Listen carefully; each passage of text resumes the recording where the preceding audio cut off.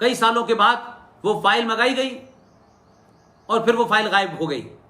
लेकिन सीआईडी अफसर ने उस पूरी फाइल को पढ़ा था जब उसने ये बयान दिया कि इसमें कांग्रेस का एक बहुत बड़ा नेता था जिसने ये इंफॉर्मेशन दी थी कि चंद्रशेखर आजाद उनसे मिलने आ रहे हैं, और उसके बाद 80 पुलिस के लोगों ने अंग्रेजी अपने आकाओं के दबाव में आके गोली चलाई और उन्होंने पुलिस की गोली खाने से पहले ही अपनी पिस्टल से आत्महत्या कर ली। चाहते थे कि अंग्रेजों के हाथों वो जिंदा पकड़े जाएं। क्यों ये बात सामने नहीं आई? तो अगर इन सब चीजों पे आप उनको करेक्शन कर सकते हैं तो वंदे मातरम के ऊपर पंडित ओमकार नाथ ठाकुर का गाया हुआ वो वंदे मातरम जो 9 मिनट का था और 22 पंक्तियों का था, उसे क्यों नहीं लागू कर सकते? संविधान के अंदर अगर सेकुलरिज्म है तो माइनॉरिटी कमीशन तत्काल तौर से समाप्त होना चाहिए। ये माइनॉरिटी शिक्षा बोर्ड समाप्त होने चाहिए। समान देश में शिक्षा क्यों नहीं होनी चाहिए? अटल बिहारी वाजपेयी के जमाने वेंकट चलैया कमीशन बनाया गया था। वेंकट चलैया बहुत बड़े सुप्रीम कोर्ट के जज थे। उन्होंने ही ये सजेशन दिया कि देश में एक शिक्षा होनी चाहिए। तो यूनिफॉर्म सिविल कोड क्यों नहीं होगा? तो सरकार को इनको लागू करने में ये नहीं सोचना चाहिए कौन नाराज होगा कौन खुश होगा। जो नाराज और खुश करने वाली सरकारें थीं, इस देश ने उन्हें हमेशा के लिए समाप्त कर दिया।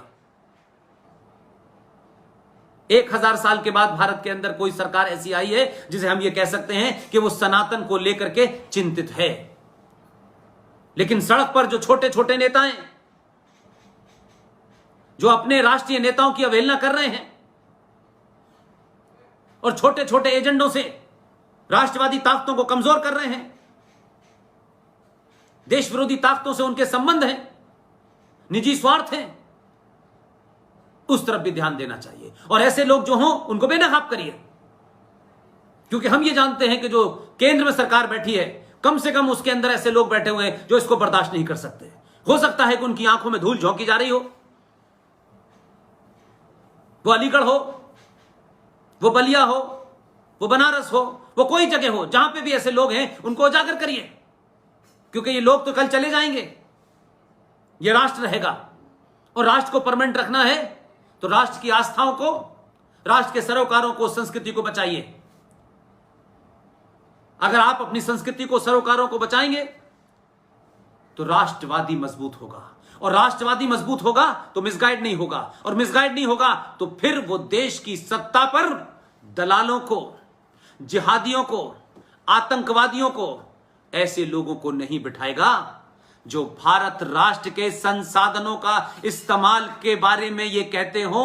भारत की एक नेशनल डेवलपमेंट काउंसिल की मीटिंग में भारत का प्रधानमंत्री, जो कहीं से चुनाव नहीं लड़ा, जो एक पपेट प्रधानमंत्री था, जिसके पीछे एक विदेशी महिला की सोच काम कर रही थी, उसने ये जब कहा राष्ट्रीय डेवलपमेंट बोर्ड की मीटिंग में कि भारत के प्राकृतिक नेचुरल रिसोर्सेज पर सिर्फ मुसलमानों का अधिकार है।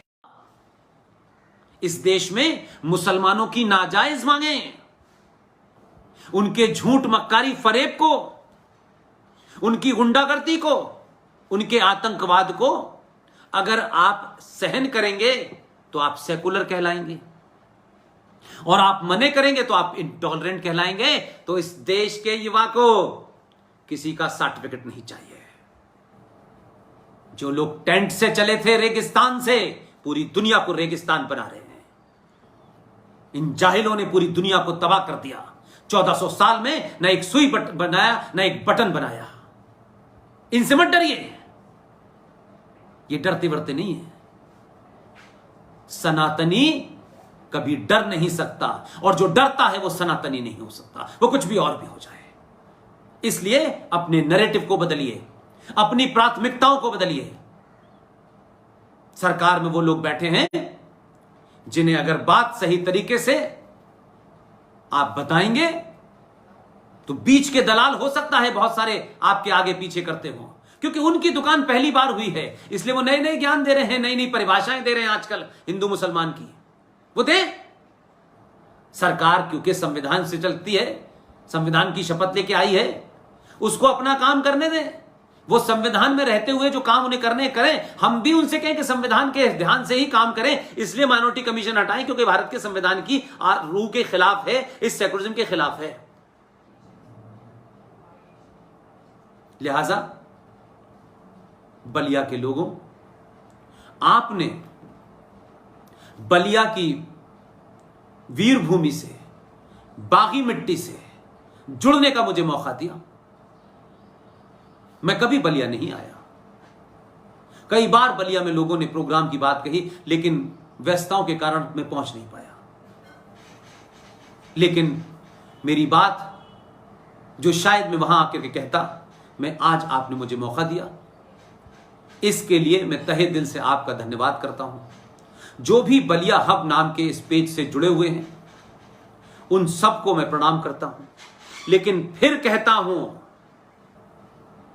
सरकार बनाना बड़ा मुश्किल काम है, गिराना बहुत आसान काम है। मेरा तेरा ऊंच नीच, ये जय भीम जय नीम, ये तमाम देश में जो चल रहा है, ये किसी भी कोशिश है कि देश की मरकज में, दिल्ली में बैठी हुई एक ताकतवर सरकार को सड़कों पे रास्ता रोक करके डराओ, दिल्ली में मुसलमानों द्वारा एक तरफा दंगा करके डराओ, मुसलमान पार्टी का एमएलए मिलकर के देश की खुफिया एजेंसी आईबी के अफसर को 50 चाकू मारो, ताकि जब भी कोई ये सनातनी ये बात सुने तो उसके अंदर डर बैठ जाए। अब नहीं होना, ना अब नहीं होना और नहीं होने देना। इसलिए प्रधानमंत्री ने जब ये कहा कि हम और हमारा क्या है, हम झोला लेके चले जाएंगे, मैं उनको भी ये कहता हूं, झोला लेके जाने नहीं देंगे, यह ध्यान रखिएगा।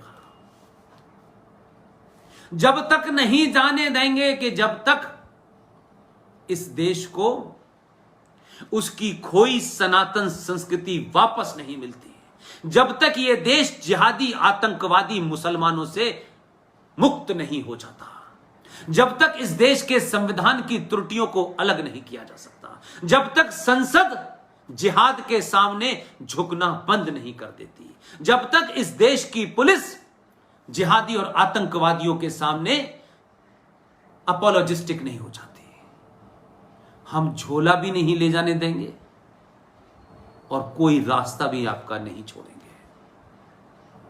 बाकियों के बारे में मैं नहीं कहता, बाकियों के बारे में सबको पता है। इसलिए आपको ने यह कहा, देश आपके उस त्याग को समझता है, लेकिन नहीं, जब तक आप हैं धरती पे कोई झोला लेके नहीं जाने वाले और हम जाने नहीं देंगे आपको, यह ध्यान रखिएगा। इसलिए कि बड़े हजारों साल के बाद मौका मिला है कि आप अपनी बात कह पा रहे हैं। नहीं, यहां तो जबान खोलते ही मर्डर हो जाता था। अंकित सक्सेना का दिल्ली के अंदर मर्डर होगा, डॉक्टर नारंग का मर्डर होगा, और कश्मीर में एक आतंकवादी को आतंकवादी कहने पे सजा सुनाने पर उस जज का मर्डर हो जाता है। कोई नहीं बोलता है।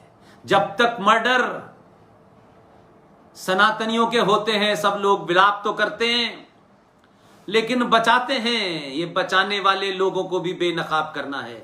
ये टीवी पे जो बैठते हैं शैतानी रहमानी, वो टाई वाला हो चाहे वो जाहिल हो, एक ही एजेंडा उनका होता है। उनकी पोल खोलने के लिए आपने जब देश में जागृति पैदा की तो जेएनयू में सिर्फ कन्हैया ही नहीं पैदा होता, खालिद जैसा मक्कार नहीं पैदा होता, वहां साउथ से चल के आने वाला प्रोफेसर आनंद रंगनाथन भी पैदा होता है, जो इन जिहादियों को उनका रोज आईना दिखाता है।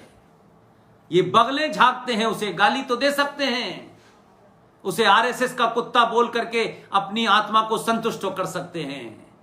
इनको चौराहे चौराहे तक नंगा करना है।